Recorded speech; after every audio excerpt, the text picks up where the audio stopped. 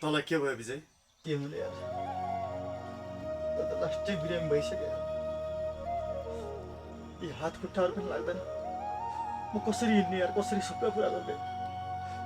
भोकले पुरै खाना आँटिसक्यो यार। मैले देखेको सपना सायद अधुरो हुन्छ होला यार अझै। यसरी हारेर हुन्छ त?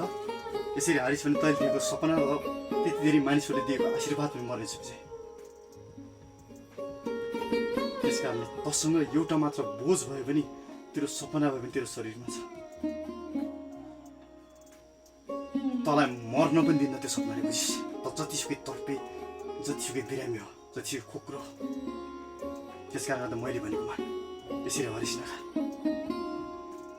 तैँले भनेको कुरा पनि ठिकै हो, पुरा हुन्छ भन्दै अझै।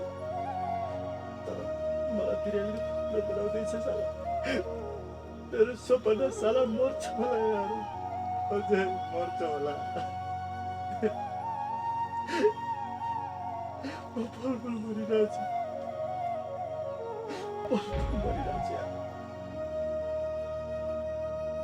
तँलाई मर्न पनि दिन्न त्यो सपनाले, बुझिस्? त जतिसुकै तर्पे, जतिसुकै बिरामी हो, जतिसुकै खोक्रो, त्यस कारण त मैले भनेको मान, यसरी हरिस नखा।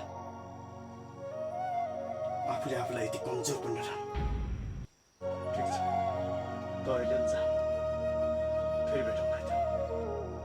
ल ठिक छ, अहिले म जान्छु, फेरि भेटौँ।